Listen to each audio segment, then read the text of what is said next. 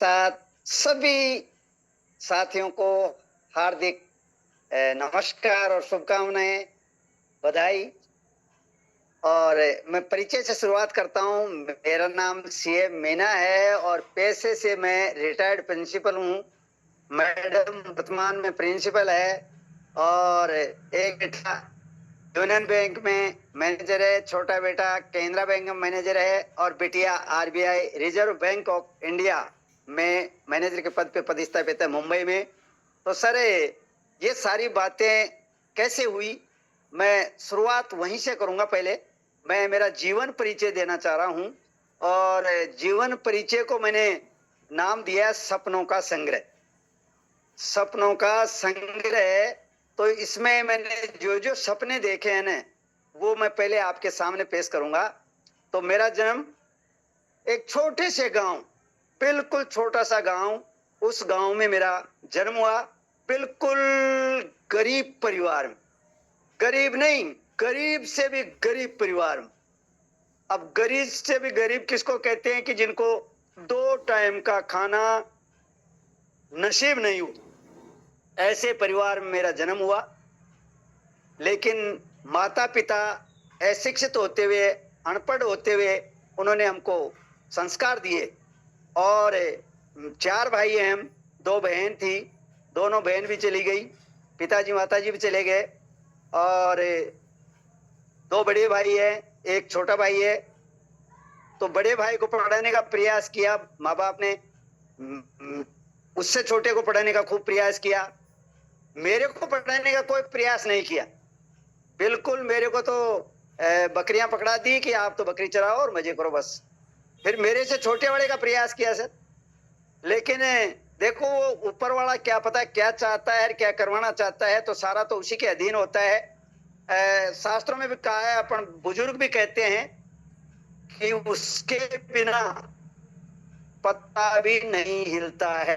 इसके बिना जो एक शक्ति है, उसके बिना, जिसको अपने ईश्वर कहते हैं, गॉड कहते हैं, अल्लाह कहते हैं, खुदा कहते हैं, कुछ भी कह लो, उसके बिना कोई पत्ता भी नहीं हिलता है। वो जो चाहता है वो होके रहता है। लेकिन इंसान की भी चाहत होनी चाहिए। तो मैं बकरियां चरा रहा था। एक दिन क्या होता है कि हमारे गांव में तहसीलदार साहब आते हैं कार में, और सारे गांव वाले भाग भाग के वहां आते हैं और चारों तरफ उनके बस उनकी डोक प्रणाम कर रहे हैं, उनके जीव चोरी कर रहे हैं सारे के सारे। तो मैं देख रहा था, मैंने कहा अरे है कौन ऐसा आदमी जिसके चारों तरफ सारे गांव वाले हो गए और सब भाग भाग के आ रहे हैं, इनके हाथ जोड़ रहे हैं, नमस्कार कर रहे हैं, प्रणाम कर रहे हैं, तो ये कौन है? तो मेरे दिमाग में कौतूहल पैदा हो गया कि ये है कौन। तो उसके जाने के बाद मैंने मेरी माँ से पूछा जा करके, मैंने कहा माँ, ये जो आज आदमी आया था अपने गांव में, ये कौन है? कि बेटा ये तहसीलदार हैं। तहसीलदार कहाँ है? बड़े अधिकारी होते हैं। तो मैंने कहा बड़े अधिकारी कैसे बनते हैं? कि ये पढ़ लिख करके बनते हैं, पढ़ाई करते हैं। तो मैंने कहा मैं नहीं कर सकता क्या ऐसा? कि बेटा अपन नहीं कर सकते हैं, आप अपन गरीब आदमी है, अपने पास कोई पैसा नहीं है, इसलिए अपन नहीं कर सकते हैं ऐसा। लेकिन सर आपको बताऊं कि मेरे अंदर तो एक बिल्कुल ऐसा घुस गया उसको देख करके कि ये बड़ा बन सकता है तो अपन भी बड़े बन सकते हैं और अपन भी पढ़ाई कर सकते हैं। लेकिन घर वाले मेरे को बिल्कुल भी यानी इजाजत नहीं दे रहे थे कि भाई आप पढ़ने जाओ, और छोटे भाई को स्कूल भेज रहे थे। सर छोटा भाई पढ़ना नहीं चाह रहा था। उसने क्या है कि जहां ये पहली स्कूल में एडमिशन कराया वहां भी कोई उस समय डंडे तो करीब करीब रखते ही थे गुरुजन। तो डंडा दिखाई दिया और उसने कहा कि मैं तो नहीं पढ़ूंगा भाई इस स्कूल में, वहां तो डंडा लेके घूमते हैं, मेरे को मारेंगे और मैं पिटना नहीं चाहता हूँ, इसलिए पढ़ना भी नहीं चाहता हूँ। तो सर उससे 2-4 दिन के लिए जबरदस्ती की, लेकिन नहीं गया। फिर दूसरी स्कूल में डाला पास वाली में, तो वहां भी वही कोई न कोई तो मिल ही गया डंडे वाला। तो कहे नहीं साहब मैं तो पढ़ूंगा ही नहीं, जाऊंगा ही नहीं स्कूल में, किसी सूरत में नहीं पढ़ना चाहता मैं तो उसको मैंने शाम के टाइम बिठा करके उससे मैंने पूछा कि भाई तू पढ़ना नहीं चाहता है क्या? घर वाले तो तेरे पीछे पड़ रहे हैं पढ़ाई के लिए, ये पीछे पड़ रहे हैं, लेकिन मैं तो नहीं जाना चाह रहा हूँ ना स्कूल, मैं तो नहीं पढ़ूंगा। तो मैंने कहा एक काम कर सकता है क्या तू? तो भाई बता क्या काम है? मैंने कहा यार एक काम कर, मैं चाहता हूँ पढ़ना लेकिन मेरे को पढ़ाना नहीं चाहते हैं घर वाले, तो मैं क्या करूं? मैंने कहा आप एक काम करो, कि मैं बकरियां लेके चले जाऊंगा और आप बैग आपका थैला जो भी है, पार्टी थैला पार्टी जो भी है, लेकर के मेरे पास आ जाना उधर और थैला मेरे को दे देना और बकरियां आप संभाल लेना, मैं चला जाऊंगा आपकी जगह पढ़ने। अरे ये तो बहुत बढ़िया काम, बहुत बढ़िया काम है, ये तो मैं आराम से कर लूंगा और आप पढ़ाई कर लो मेरी जगह। तो सर ऐसा किया और करीब 10 दिन तक घर वालों को कोई पता नहीं चला कि पढ़ने तो कौन जा रहा है और बकरियां चराने कौन जा रहा है। और फिर 10 दिन बाद के जो ग्वाले साथ में चलते थे, उन्होंने कहा कि भाई क्या कर रहा है आपका, कौन सा बच्चा पढ़ने जाता है और कौन सा बकरियां चराने जाता है? कि भाई बकरियां चराने तो ये जाता है बड़ा वाला और ये छोटा वाला पढ़ने जाता है। कि नहीं ऐसा बिल्कुल नहीं है। तो क्या उल्टा हो रहा है? कि उल्टा हो ही नहीं सकता है, वो ही जाता है रोज यहाँ से थैला लेकर के पढ़ाई करने। कि नहीं, वो थैला ले जाके इनको दे देता है और वो वहां से बकरियां इसको संभला के पढ़ने चले जाते हैं। फिर घर वालों ने कहा भाई चलो जी इसकी रुचि है तो जाने दो इसको। तो सर घर वाले अनपढ़ थे, नाम लिखवाने भी नहीं गए, नाम भी गुरुजनों ने अपने आप ही लिखा था उस समय। और यानी नाम जब लिख रहे थे तो गुरुजी ने कहा भाई मेरे को तो बच्चा थोड़ा होशियार लग रहा है, 2 साल इसकी एज कम करके लिख देना यार। तो उस हिसाब से 2 साल का मेरे को बेनिफिट सर्विस में भी मिल गया सर। और जब पढ़ने गया तो क्योंकि जुनून था ना, तहसीलदार को देख लिया था, तो मेरे दिमाग में तो एक ही चीज घुस गई थी कि बड़ा आदमी बनना है, बड़ा आदमी बनना है और बड़ा आदमी पढ़ाई से ही बन सकता है। लेकिन सर गरीबी तो पीछा छोड़ ही नहीं रही थी, ढंग के कपड़े नहीं थे पहनने को, खाने को नहीं मिल रहा था। सर मैं सबको आपको विश्वास दिलाना चाह रहा हूं कि मैं सत्य बात बोल रहा हूं, कतई 1% झूठ नहीं है। एक सर्दी का मौसम 4 महीने का ऐसा निकला था मेरे जीवन में, मुझे आज भी याद है वो, मैं उसको भूला नहीं कि बड़े पद पे पहुंच गए, आज सब कुछ छाट हो गए तो उसको भूल गया, उसको भूला नहीं। यानी 4 महीने सर्दी में बिल्कुल खाने का नाम, यानी अन्न देखा ही नहीं था, अन्न क्या होता है सर। लेकिन वो एक चीज मेरे अंदर घुस गई थी कि बड़ा आदमी बनना है, तो वो चीजें बिल्कुल आड़े नहीं आ रही थी कि अपने को खाने को नहीं मिल रहा है, पहनने को नहीं मिल रहा है, वो सब है ना जो साइड में रहते थे, कपड़े नहीं मिल रहे थे। एक नेकर होता था, उसमें पैंट तो कोई जानता ही नहीं था, नेकर और शर्ट होता था, वो भी पूरी साल में एक होता था। वो तो नीचे पैर का लगा पहन के जाते थे, जूते चप्पल का तो नाम ही नहीं था सर, उस समय मिलते ही नहीं थे जूते चप्पल तो। और स्कूल पड़ता था 5-6 किलोमीटर दूर।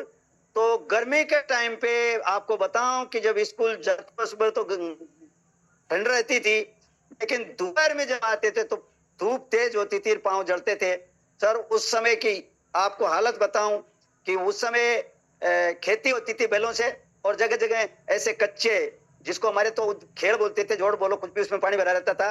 तो स्कूल से दौड़ लगाते, तय कर रखा था चलते ही उस पानी में घुसना है, फिर वहां पांव ठंडे किए, फिर वहां से दौड़ लगानी थी, फिर दूसरे उस पानी में घुसना है, फिर वहां से दौड़ लगानी थी। इस प्रकार से कम 4-5-6 जगह ऐसे स्थान देख रखे थे कि वहां पानी भरा रहता है और उसमें अपने पांवों को ठंडा करके भागना है।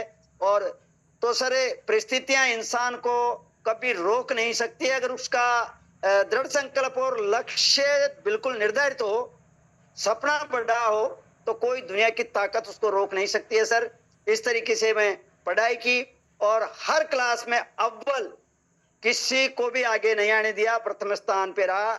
8वीं क्लास तक किसी को भी आगे नहीं आने दिया उस स्कूल में, और हर एक्टिविटी में आगे रहता था, भाग लेता था, प्रोग्राम में भाग लेता था। तो ये बोलने वाली कला तो हमने स्कूल में ही सीख ली थी। तो सर पहला जो मैंने सपना देखा था आपके सामने मैंने बताया कि मुझे पढ़ाई करनी है और बड़ा आदमी बनना है। तो इस तरीके से पढ़ाई के पीछे पड़ा रहा, और जब पढ़ाई चलती रही आगे तो 9th पास कर ली। 9th में मेरे को बड़े भाई ने, किसी ने कह दिया कि तेरा भाई तो बहुत होशियार है, इंटेलिजेंट है। उस समय साइंस बायो कोई जानते नहीं थे गांव में, और कहते थे डॉक्टरी पढ़ाई दिलाओ इसको। तो सर मेरे को साइंस बायोलॉजी दिलाई थी बड़े भाई ने जबरदस्ती, और वो गांव से करीब 25 किलोमीटर दूर स्कूल था बस्सी, वहां साइंस बायो थी। अब वो भी नहीं जानता था साइंस बायो क्या होती है, क्या सब्जेक्ट होते हैं, क्या नहीं होते हैं। वो तो ये बताता था डॉक्टरी पढ़ना है, और डॉक्टरी लेता है तो मैं पढ़ाऊंगा, नहीं तो घर बैठ जाओ। तो सर मान ली वो बात, और बायोलॉजी ले ली, और बायोलॉजी लेकर के वहां अध्ययन करना शुरू किया। तो भाई साहब जी ने, मेरे को याद है आज भी, मेरे पास वो डायरी आज भी रखी है, मेरे को 50 का नोट दिया था उसके बाद कभी 50 पैसे भी मेरे भाई ने मेरे को नहीं दिए और छोड़ दिया कि पढ़े तो ठीक, नहीं पढ़े तो ठीक, मुझे कोई मतलब नहीं। तो सर फिर भी मैंने हार नहीं मानी और जो ही मैं 9वीं पास करके 10वीं में गया और 10वीं में गया तो भाई ने तो बिल्कुल घर में झगड़ा छेड़ दिया, चारों भाइयों में क्लेश करना, माँ बाप को धमकाना, डराना और उनको घर से बाहर भी निकाल दिया। मैं जब आया तो मेरे को माँ बाप मिले नहीं घर पे और नहीं मिले तो मैं ढूंढता हुआ उनको चला गया। तो वो जयपुर कोई हमारे रहते थे गांव वाले, उनके पास चले गए। मैंने कहा आप क्यों आ गए? कि इसलिए आ गए कि वो बड़ा बेटा है जो हमको मारने के लिए उतारो हो गया और घर से बाहर निकाल दिया कि घर में घुसने नहीं दूंगा। तो सर मैं जयपुर गया, उनको वापस लाया, वापस ले आया तो बड़े भाई ने तो वापस फिर कहे नहीं भाई हम तो एक जगह रहेंगे ही नहीं। तो सर दीपावली का अवसर था, लोग दीपावली मना रहे थे, गोवर्धन पूजने की तैयारी कर रहे थे और हमारे घर में बिल्कुल गृह क्लेश चल रहा था। और गृह क्लेश ऐसा चल रहा था कि बस कोई खुशी नहीं दीपावली की, गोवर्धन की, एक प्रकार से जैसे कोई मातम सा होता है वैसा हो रहा था। और बिल्कुल गोवर्धन के दिन बड़े भाई ने हमको अलग कर दिया और अलग करके कहा कि अब तुम जानो और तुम्हारा काम जानो। और आपको सत्य बात बता रहा हूं, उसी समय 1 लाख का कर्जा भी मेरे ऊपर निकाल दिया था। लेकिन जो इंसान जुनून के साथ अगर काम करता है तो उस सारी समस्याओं का समाधान करता हुआ आगे निकल जाता है। तो किसी गुरुजी ने मेरे को बताया था कि भाई एक ही रास्ता है आपके पास इस गरीबी को मिटाने का, कि शिक्षा के बलबूते ही आप मिटा सकते हो। तो मैं उनके पीछे पड़ गया, सर क्या करना है क्या नहीं करना है। तो उन्होंने सारे मेरे को रास्ते बताते गए, आप पढ़ते जाओ और आप है ना जो सीनियर करने के बाद आप टीचर बन सकते हो, टीचर की ट्रेनिंग कर सकते हो।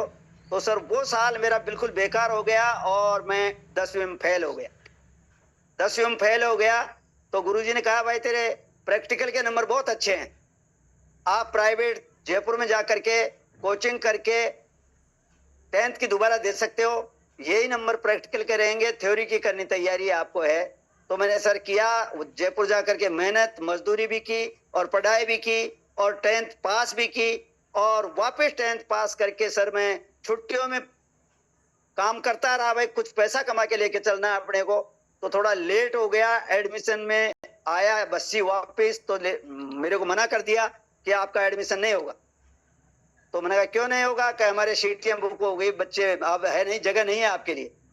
तो जिस मकान में बस्सी रहा था उनको मेरा परिवार की तरह समझा था, उन्होंने भी मेरे को बेटे की तरह समझा था। और उन्होंने उनसे जाके मैंने कहा, तो उन्होंने कहा बेटा, उनके बेटे को मेरे साथ भेजा है कि आप चेयरमैन साहब के पास ले जाओ इसको और मेरे लिए कहना कि दादाजी ने भेजा है और इसका एडमिशन करवाना। तो वो लेके मेरे को स्कूल में गए सर, और स्कूल में ले जाने के बाद प्रिंसिपल से कहा कि इस बच्चे का एडमिशन क्यों नहीं कर रहे हो आप? हमारे सीट अब वैकेंसी नहीं है, बच्चे फुल हो गए। तो कहा यार ये गरीब बच्चा है, ये मेहनत मजदूरी करके लेट हो गया, तो इसको एडमिशन कहाँ मिलेगा भाई? ये एडमिशन तो आपको देना पड़ेगा। कि नहीं साहब हम तो एडमिशन इसको नहीं देंगे। तो क्या आप लिख दो प्रिंसिपल साहब कि हमारे सीटें फुल है, मैं कल की तारीख में इस बच्चे के लिए अलग सेक्शन लेके आऊंगा जिला शिक्षा अधिकारी से, लेकिन आप लिख के दो मेरे को। अब प्रिंसिपल ने लिख के नहीं दिया और लास्ट में कहा कि सर इसलिए नहीं लेना चाह रहे हैं कि ये बच्चा प्राइवेट है और प्राइवेट करके आया तो हमारा रिजल्ट खराब कर देगा 11th में। तो वो बाद की बात है, पहले एडमिशन तो आप इसका करो, रिजल्ट तो बाद की बात है, साल भर पढ़ाई करेगा। तो रिजल्ट उन्होंने मेरा एडमिशन करवा दिया। लेकिन स्कूल से बाहर आने के बाद उन्होंने मेरे को एक बात कही थी कि बेटा मेरी बात का सवाल है, अगर आपने रिजल्ट इनका खराब कर दिया, आप पास नहीं हुए, तो ये मेरे को पकड़ देंगे कि आपने हमारे स्कूल का रिजल्ट खराब करवा दिया। मैंने कहा साहब बिल्कुल आप निश्चिंत रहिए, रिजल्ट खराब होगा ही नहीं, मैं अच्छा करके दिखाऊंगा। तो सर 11th में वास्तव में उस समय को कोचिंग नहीं चलती थी, उस समय को ट्यूशन नहीं चलता था, खुद के बलबूते पढ़ाई करके फर्स्ट डिवीजन बनाया। उस समय 11th में एग्रीकल्चर सब्जेक्ट था मेरे, और एग्रीकल्चर सब्जेक्ट में फर्स्ट डिवीजन बनाया। और अगर आज की तरह जैसे 17 अंक 20 मिलते हैं तो वो मेरी परसेंटेज 80 हो जाती। तो 60% बनाए और फिर गुरुजी से जो पहले राय दे रहे थे फिर उनके पास गया। मैंने कहा गुरुजी अब क्या करना है मुझे? बिल्कुल सीधे चले जाओ आप बीएसटीसी करने के लिए, गोनेर और जयपुर 2 जगह है, दोनों जगह फॉर्म लगा दो आप। और सर मेरा दोनों जगह ही प्रायोरिटी में फर्स्ट नंबर आया। और फर्स्ट नंबर आया तो मैंने सोचा कि गोनेर चलेंगे तो वहां जगदीश महाराज का मंदिर है, खाने को मिल जाएगा अपने को, हम धर्म होते रहते हैं, मालपुए बनते रहते हैं, लेकिन अपने को खाना नहीं चाहिए, अपने को तो कुछ कमाने का जरिया चाहिए, और कमाने का जरिया अपने को गोनेर में नहीं मिल सकता है, वो सिटी में मिलेगा, जयपुर। तो मैंने सर जयपुर जाकर के एडमिशन लिया, और एडमिशन लेने के बाद फिर कुछ ही दिनों में ऐसे जो अच्छे होशियार बच्चे होते हैं, उन बच्चों का कोई भी गुरुजी पेट हो जाते हैं, तो गुरुजी से कहा, मैंने कहा गुरुजी मैं तो ट्रेनिंग छोड़ के जा रहा हूँ। छोड़ने वाला नहीं था मैं, लेकिन मुझे रास्ता निकालना था। तो गुरुजी से कहा मैं ट्रेनिंग छोड़ के जा रहा हूँ, कि बेटा तेरे जैसे बच्चे अगर फर्स्ट डिवीजन आकर के पहले स्थान पे वरीयता में आकर के अगर ट्रेनिंग छोड़ेंगे तो और क्या, दूसरों का क्या होगा, क्यों छोड़ रहा है। मैंने कहा गुरुजी मैं गरीब हूँ, मेरा परिवार गरीब है, मेरे घर में कुछ भी लेना देना नहीं है, मेरी पढ़ाई का खर्चा घर वाले नहीं दे सकते हैं, इसलिए मैं छोड़ के जा रहा हूँ। अरे नहीं बेटा ऐसा नहीं करना है, मेरे साथ चलना शाम को। वो गुरुजी मेरे को ले गए, और गुरुजी ले जा करके सामने वाले उनके घर में से कोई किसी को बुलाते हैं कि भाई ये गुरुजी कल से आपके बच्चे को पढ़ाने आएंगे, इनको आपके बच्चे को 1 घंटे पढ़ाएंगे, 1 महीने के 100 रुपए इनको देना। और मैंने सोचा यार गुरुजी अपने तो अभी ट्रेनिंग में शुरुआत हुई है, कि इन्होंने अध्यापक बना दिया, गुरुजी बना दिया अपने को। उनके जाने के बाद कहा गुरुजी आप मेरे को कैसे गुरुजी बना रहे हो, अभी तो मैंने तो, कि बस आप शुरुआत हो गई ना, तो आप छात्र अध्यापक हो गए, तो आधे गुरु बन गए हैं आप तो ट्यूशन करवाओ इनको, और अब आपके पास ऑटोमेटिक आएगी ट्यूशन, जितने चाहो आप ले लेना, जितना करना चाहो, जितना समय निकाल पाओ उतना कर लेना। तो सर मैंने सुबह से शाम तक ऐसा शेड्यूल बनाया, ऐसा टाइम टेबल बनाया कि मैं सुबह 6 बजे घर से निकलता था कमरे पे से, और 10 बजे तक कोचिंग करता था, ट्यूशन बच्चों को पढ़ाता था, और फिर ट्रेनिंग स्कूल पास में ही था, वहां चला जाता था, वहां से छूटते फिर कोचिंग बच्चों को ट्यूशन कराने जाता था, और शाम को कभी 10 बजे कभी 11 बजे घर आता। कभी कभी तो भूखा भी सोना पड़ जाता था, लेकिन मैं सुबह ही बना लेता था, तो सुबह शाम दोनों का बना के खा लेता था। और ट्रेनिंग करने के बाद वहां से जो ही निकले, और सर मैं जो भी ट्रेनिंग कर रहा था उस समय मेरे पास है ना जो शादी का ऑफर आया था, तो शादी वालों से भी मैंने कह दिया था भाई मेरा सपना पहला तो सर्च लेना, और भी इस बात याद करूंगा, लेकिन मेरा सपना है मैं पढ़ी लिखी लड़की से करूंगा, मैं अनपढ़ बच्ची से शादी नहीं करूंगा। अब उस समय सर 1986 की बात है, उस समय पढ़ते नहीं थे, बच्चे नहीं पढ़ते थे, तो लड़कियां तो हमारे पढ़ती नहीं थी वहां, तो सबने घोषणा कर दी कि ये लड़का तो कंवारा मरेगा। ये ऐसी भी कोई बात होती है क्या मैं पढ़ी लिखी से करूंगा, ये यहाँ मिलेगी नहीं तो कहाँ करेगा। लेकिन ऊपर वाला ने सब कुछ बना के रखा हुआ है, जो चाहता है उसकी चाहत वो पूरी करता है, क्योंकि अपन बार बार किसी चीज को बोलेंगे ना तो वो कहता तथास्तु। तो मैं बिल्कुल पक्का था, दृढ़ निश्चय कर रखा था कि पढ़ी लिखी लड़की से ही शादी करूंगा, नहीं तो नहीं करूंगा। तो पहला सपना मेरा हुआ पढ़ाई करना और बड़ा आदमी बनना, तो मैं सर्विस लग गया, उसके बाद शादी की, और शादी की तो पढ़ी लिखी लड़की से ही की। जब वो मेरे पास आए ऑफर लेके, तो मैंने उनसे कहा कि मुझे पढ़ी लिखी लड़की चाहिए, कि नहीं पैसे टिके की मांग है क्या आपकी। मैंने कहा पैसे टिके की मांग तो भिखारी करते हैं, मैं भिखारी प्रवृत्ति का नहीं हूं, मैं तो मेरी मेहनत के बलबूते जो कमाऊंगा उसी को मेरा मानूंगा। तो उन्होंने कहा यार ऐसा लड़का तो कहीं मिलेगा नहीं, तो ये तो पकड़ लो इसको जल्दी। तो उन्होंने तुरंत सगाई कर दी, और सगाई करने के बाद कहा शादी करो। मैंने कहा शादी तो मैंने कह दिया ना, तब भी करूंगा जब सर्विस ज्वाइन कर लूंगा। फिर किसी ने कहा कि यार ऐसे तो कोई दूसरा आ जाएगा, बैक जाएगा, पैसे देने वाला आएगा। मैंने कहा पैसा मेरे बराबर भी कोई देगा तो नहीं बैकूंगा मैं बिल्कुल जबान का पक्का हूं। मेरी जो इच्छा थी पूरी हो गई, पढ़ी लिखी लड़की है आपके, तो बस सगाई हो गई ना, शादी हो गई ऐसा मान लो, मैं बिल्कुल पीछे नहीं हटूंगा। और सर्विस ज्वाइन करने के बाद फिर उनसे कहा, मैंने कहा अब आप शादी के लिए तैयारी कर लो। और जब मैडम ने 10वीं का एग्जाम दिया था शादी के टाइम पे, रिजल्ट बाद में आया था, लेकिन फिर मेरा सपना जाग गया दूसरा कि मैं मैडम को भी सरकारी सेवा में ही लाना चाहता हूं। तो ससुर जी ने कहा कि अब क्या चाहते हो आप। मैंने कहा मैं इनको भी मेरे बराबर लाना चाहता हूं। तो कहा साल पर हम 11वीं जो और करवा देते हैं इनको, आप अपना काम करो, आप कॉलेज का भी करो और आपका ये भी करो।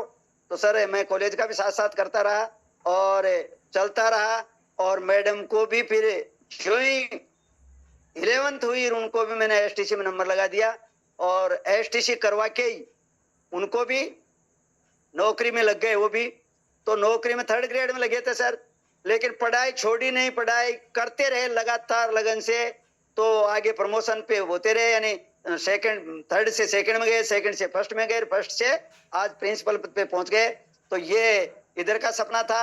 और सरकारी सेवा के बाद हमारा पहला सपना था कि जयपुर में मकान बनाना। और सर दोनों पति पत्नी सर्विस में जाने के बाद जयपुर भी मकान बनाया।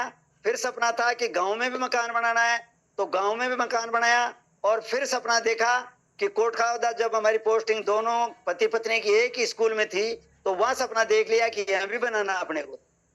तो सर वहां भी बना दिया। और फिर सपना था कि बच्चों को बिल्कुल सरकारी सेवा में ही लाना है।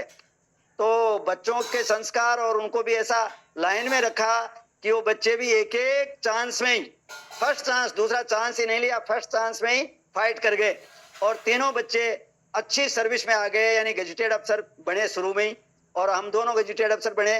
तो सर ये होता कब है सारा का सारा काम कि जुनून होता है और सपना बड़ा होता है, सोच बड़ी होती है, और समस्याओं को बिल्कुल नजरअंदाज कर दिया जाता है। समस्याएं बिल्कुल रास्ता छोड़ के दूर हो जाती है। लेकिन कब होती है कि जब अपने में बिल्कुल पक्का दृढ़ निश्चय हो कि ये तो मैं करके रहूंगा, तो फिर होता ही होता है सर।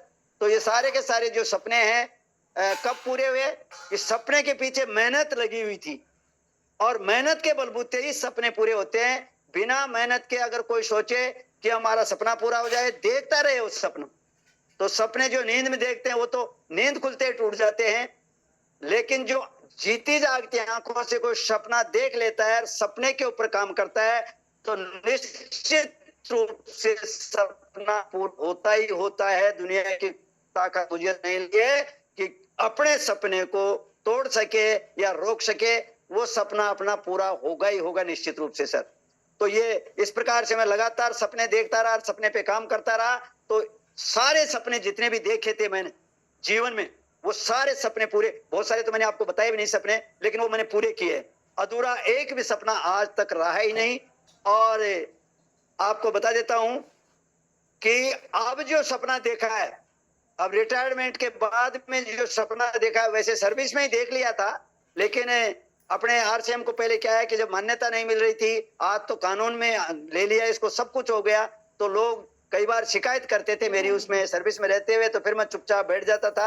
लेकिन खाना पीना 100% प्रोडक्ट यूज तो नहीं छोड़ा कभी भी, किसी की शिकायत से नहीं डरा कि खाना पीना तो हमारी मर्जी से करेंगे, जो खाएंगे हमारी मर्जी है, आरसीएम का खाएंगे तो खाएंगे, कहीं से भी लाएंगे, तो मैंने छोड़ा नहीं। और अब जो ही मैं रिटायरमेंट हुआ, मैंने वंडर वर्ल्ड क्विक डाल लिया है। और ये इसलिए डाला है, सर्विस में रहते हुए यहाँ जो कोटखावदा मैंने निर्माण किया है वो इस हिसाब से किया है कि नीचे 40 बाई 20 का तो बेसमेंट है, वो केवल पर्पज मेरा आरसीएम की मीटिंग के लिए है। और अब ऊपर जो 20 बाई 20 का जिसमें बैठ के पीयूसी जो वंडर वर्ल्ड क्विक ले रखा है अभी, जिसमें बैठ के मैं आपसे बातें कर रहा हूँ, ये केवल आरसीएम के लिए बनाया था। लोगों ने कहा था कुछ भी नहीं खोलना मेरे को भाई, आरसीएम खोलना है मेरे को। और अब बराबर ऐसा ही हॉल हो रहा है 20 बाई 20 का। तो इस हॉल में मेरा अब पर्पज है, ये तो आरसीएम का ले लिया, अब उसमें ओविरा पेंट का पीवीसी लाऊंगा। तो दोनों यहाँ, और ऊपर जो बनाए हैं वो गेस्ट हाउस के रूप में जैसे लोगों के लिए बनाए हैं कि जब भी आरसीएम वाले लोग कहीं भी आएंगे तो उनके रुकने का, ठहरने का, बैठने का, वो सारा काम उनका होगा। तो सर कहने का मेरा सारांश ये है कि काम करो तो लगन से करो, मन से करो, तन से करो, बिल्कुल सच्चे दिल से करो, तो वो पूरे होते हैं निश्चित रूप से। कोई उनमें रोक नहीं लगा सकता है, कोई नहीं रोक सकता है। तो ये बातें जो मैंने बताई मेरे जीवन से संबंधित, ये सारी की सारी बातें बिल्कुल 100% सत्य है, 1% भी इनमें झूठ नहीं है। और अब जो सपना मैंने देख लिया है, अब सपना देखा है जो तो बहुत ही बड़ा है, और निश्चित रूप से ऊपर वाला इसको भी पूरा करेगा। क्यों कि आरसीएम जैसा सिस्टम दुनिया में कोई और नहीं है, केवल एक ही सिस्टम है जो हर इंसान को स्वस्थ बना सकता है, स्वावलंबी बना सकता है, महिलाओं को सशक्त बना सकता है, और पूरे देश को नए भारत के रूप में खड़ा कर सकता है। जो टीसी सर की सोच है वही सोच मेरे अंदर भी घुस गई है कि मैं टीसी सर की सोच के अनुसार ही आगे सारा काम करूंगा और एक दिन बहुत बड़ा एम्पावरमेंट खड़ा कर देंगे और निश्चित रूप से ये काम होके रहेगा। किसी भी सूरत में इसमें रोक नहीं आएगी। सर मैं 1 मिनट, कोई फोन आ रहा है, बात कर लेता हूँ दूसरे पे। 1 मिनट सर, सॉरी। जी जी जी, इस सर की बातचीत को एक नजर से देख रहे हैं, सुन रहे हैं। Welcome sir. अनम्यूट कीजिए सर, अनम्यूट कीजिए। हाँ सर, आवाज ऑन कीजिए। आवाज आ रही है ना सर? हाँ तो यस सर, वेलकम। तो ऐसा है सर, मैं जो बातें कह रहा हूँ ना, मैं अंदर की बातें कह रहा हूँ, यानी इसमें कोई बनावटी बात मैं बिल्कुल 1% भी नहीं कर रहा हूँ। मैं सभी साथियों से कहना चाह रहा हूँ, आज जितने साथी 172 यानी 172 साथी है और 172 कम नहीं होते हैं। अपने अरुण जी सर तो कहते हैं कि मुझे तो 14 साथी चाहिए। तो 14 साथी जब बहुत बड़ा काम कर सकते हैं तो सर 172 तो बिल्कुल क्या पता क्या कितना बड़ा कर सकते हैं। तो कहने का मतलब ये है कि मैंने जो बातें बताई उनको दिल में रख करके जो भी आप करना चाह रहे हो सच्चे मन से करो, समर्पित भाव से करो और 100% उसमें लगाओ अपना। आरसीएम क्या कहता है? 100% प्रोडक्ट यूज, नो एक्सक्यूज। और इसके जो अपने नियम है 21, तो इसके नियम है 21 इसमें पिने है और वो 21 एक प्रकार से सीढ़ियां मानो आप। कोई इंसान अगर चाहता है कि मैं तो छलांग लगा के छत पे चला जाऊंगा तो हाथ पांव तुड़वाएगा सर, कुछ भी नहीं जा सकता, ऐसे कोई जाया नहीं जा सकता है। एक एक सीढ़ी करके ही वो छत पे जा सकता है। 1 मंजिल, 2 मंजिल, 5 मंजिल, 10 मंजिल चढ़ जाओ, आराम से चढ़ सकता है सीढ़ियों पे, लेकिन छलांग लगा के नहीं जाया जा सकता है। तो अपने आरसीएम का तो मैं आपको बताऊं कि इतना सरल और इतना सीधा रास्ता है कि इसमें सबसे पहला काम अपने को करना क्या है सर? मुझे तो इसमें लोग कहते हैं साहब हम तो नहीं कर सकते। और भाई क्यों नहीं कर सकते हो? मैं उनसे पूछता हूँ भाई आप क्या नहीं कर सकते हो? कि नहीं हमसे नहीं होगा। तो मैंने कहा आप खाना नहीं खाते हो क्या? लोग कहते हैं साहब खाना तो खाते हैं। आप कपड़े नहीं पहनते हो क्या? सर कपड़े तो पहनते हैं। तो आप नहाते नहीं हो क्या? नहीं सर ये तो रोज के काम है। तो भाई और क्या है इसमें, आप बातें नहीं करते हो क्या? नहीं तो बातें तो भी करते हैं, खूब करते हैं। तो मैं साथियों आपसे कहना चाहता हूं कि जब सब लोग कहते हैं कि हम कपड़े भी पहनते हैं, नहाते भी हैं, धोते भी हैं, खाते भी हैं, पीते भी हैं और बातें भी करते हैं, तो फिर इसमें करना क्या है? और इसमें तो और तो एक्स्ट्रा तो कोई काम ही नहीं है। इसमें कोई वजन उठाने का काम नहीं है, कोई खड्डे खोदने का काम नहीं है, कोई बहुत किताबें पढ़ने का काम नहीं है, बहुत सारा इसमें कोई ऐसा कुछ है ही नहीं इसमें जो नहीं कर सकते हैं। इसको किया जा सकता है। बस एक ही कमिटमेंट करना है कि हम अगर आरसीएम में आ रहे हैं तो हमको आरसीएम मय होना है और सबसे पहले अपने आप को बदलना है। अगर अपने आप को बदलेंगे ना, शर्तों बदलने की अपने आप आ जाती है, दूसरे अपने आप साथ आना शुरू कर देंगे। और अपने आप को नहीं बदलेंगे सर, कई साल हो गए लोग अपना ड्रेस नहीं बदलते हैं और फिर कहते हैं आरसीएम कर लो मेरे साथ आ जाओ, और वो आपको देखता है, आरसीएम को नहीं देखता है। जिससे सामने अपन जाते हैं वो कंपनी को नहीं जानता है, कंपनी क्या है, कितनी बड़ी है, कितना क्या क्या सामान है। वो अपने को देखता है कि ये जो अपने सामने आदमी आया है, ये इंसान आया है, ये क्या है, कैसा है, ये क्या करता है। तो अपने को देख करके वो अपने साथ आते हैं, वो कंपनी के साथ नहीं लगते हैं। हर इंसान, जो भी इंसान उसके सामने जाता है उसके साथ लगता है वो। इसलिए अपने आप को ऐसा बना लो कि देखते ही वो तुरंत प्रभावित हो जाए। और फिर सर अपन जब भी किसी के पास जाते हैं तो सीधे जाते ही कहते हैं यार ऐसा सिस्टम है यार, सीएम है, ये ज्वाइन कर ले, पैसे दो। सर जब तो सारा काम खराब हो जाता है। कम से कम पहले उसकी जो बातें हैं, जैसे मैंने मेरी बातें बताई है कि ऐसे गरीबी थी, ऐसे वो था, तो सर पहले उसकी समस्या सुनो और उसकी समस्या सुनने, चुपचाप सुनो उसकी समस्या सारी सुनने के बाद फिर आगे बढ़ो। आप पहले अपनी तरफ से कुछ भी मत बोलो। अगर किसी को साथ लेना चाह रहे हो तो आप अपनी तरफ से पहले कुछ भी मत बोलो, उनको बोलने दो और उनको बताने दो आप तो उनको ऐसा महसूस करा दो कि ये इंसान यार अच्छा है और ये अपने लिए अपना अपना इंसान, अपना साथी है, ये अपने जैसा साथी है, ऐसा महसूस कराओ उसको। पहले आप उसको ऐसा महसूस मत कराओ कि मैं तो बिजनेसमैन हूं और मैं तो बहुत बड़ा